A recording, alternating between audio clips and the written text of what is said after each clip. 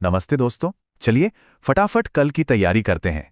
देखते हैं आज बाजार में क्या हुआ और कल कौन से स्टॉक्स धमाल मचा सकते हैं। शुरू करें। अरे वाह, क्या जबरदस्त दिन था आज। सेंसेक्स ने मारी है करीब करीब 485 पॉइंट्स की छलांग। मतलब बाजार का मूड तो एकदम फर्स्ट क्लास था। तो दिन के आखिरी आंकड़े ये रहे। सेंसेक्स और निफ्टी दोनों हरे में बंद हुए हैं। मतलब कल की तेजी के लिए एक कह सकते हैं कि लॉन्च पैड तो तैयार हो ही गया है।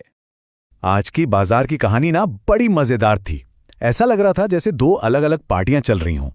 एक तरफ तो लार्ज कैप्स, बैंक्स, ऑटो वाले फुल पार्टी मोड में थे और दूसरी तरफ हमारे मिड कैप्स, स्मॉल कैप्स और बेचारे आईटी वाले थोड़े सुस्त बैठे थे। मतलब साफ साफ बंटवारा दिख रहा था आज। तो चलिए अब मिलते हैं कल के 5 सितारों से। ये वो स्टॉक्स हैं जो कल की कहानी के हीरो बन सकते हैं। और ये रहे नाम: Reliance, HDFC bank, Asian paints, भारतीय एयरटेल और सुज़लॉन एनर्जी। इन पर रहेगी हमारी नजर। सबसे पहले उठाते हैं बाजार के बाहुबली को, रिलायंस। अभी ये स्टॉक ना रिजल्ट से पहले एक रेंज में फंसा हुआ है। बिल्कुल वैसे जैसे किसी बड़े तूफान से पहले की शांति होती है ना, बस वही हाल है। तो भैया गेम प्लान क्या है इसका? देखो, स्ट्रैटेजी बिल्कुल सिंपल है। नजर रखनी है 1450 के लेवल पर। ये एक बड़ा रेजिस्टेंस है। अगर ये इसको पार कर गया तो समझो ब्रेकआउट हो गया। तब हम 1405 के स्टॉप लॉस के साथ एंट्री ले सकते हैं और टारगेट पहला 1490 और फिर 1525। लेकिन हां, एक बात याद रखना, रिजल्ट वाले दिन ना गेम पलट भी सकता है।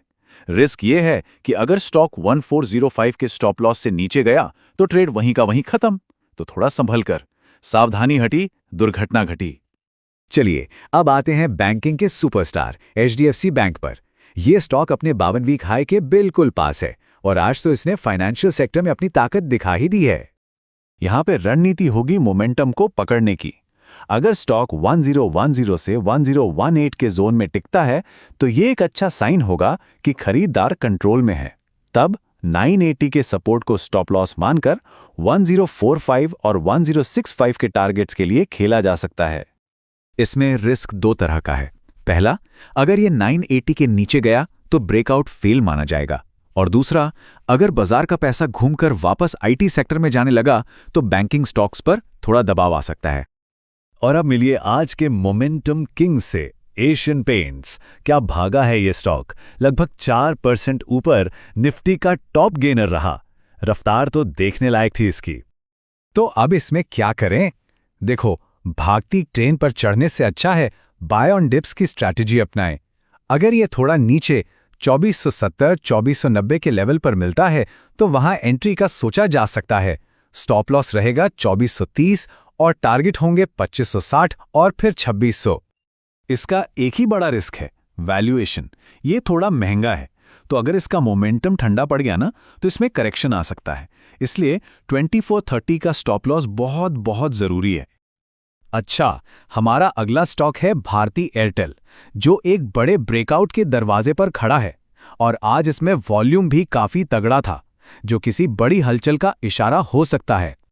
यहां गेम प्लान कंडीशनल है। मतलब एंट्री तभी लेनी है जब ये अपने 52 वीक हाई, जो कि 2046 है, उसको तोड़कर ऊपर टिक जाए। ये एक नए सफर का सिग्नल होगा। स्टॉप लॉस रखेंगे 1990 पर और टारगेट्स होंगे 2090 और 2140। यहां सबसे बड़ा खतरा होता है फॉल्स ब्रेकआउट का। मतलब स्टॉक ऊपर जाने का नाटक करे और फिर धड़ाम से नीचे आ जाए। अगर ये 1990 के नीचे फिसला तो समझ लेना कि ब्रेकआउट फेल हो गया। और लिस्ट में आखिरी है पावर प्लेयर सुज़लॉन एनर्जी।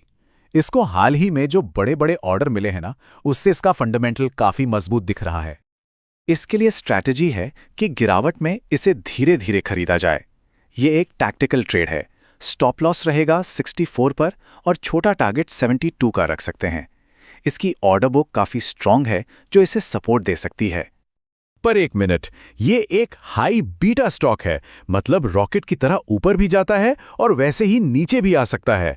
इसलिए इसमें पोजीशन साइजिंग यानी कितना पैसा लगाना है, ये सबसे जरूरी नियम है।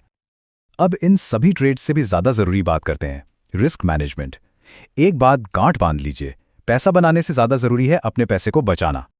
तो इस खेल के 3 गोल्डन रूल्स क्या हैं? पहला, सारा पैसा एक साथ कभी मत लगाओ, थोड़ा थोड़ा करके खरीदो। दूसरा, स्टॉप लॉस के बिना कोई काम नहीं, और तीसरा, जैसे ही टारगेट आए थोड़ा थोड़ा प्रॉफिट बुक करते चलो। और हाँ, सिर्फ स्टॉक नहीं, पूरे बाजार पर नजर रखो।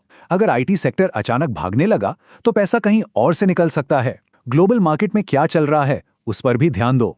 और अगर निफ्टी 25,508 के लेवल से नीचे फिसला तो भैया अपना रिस्क कम कर लेना ही समझदारी है। तो ये थी कल के लिए हमारी पूरी तैयारी।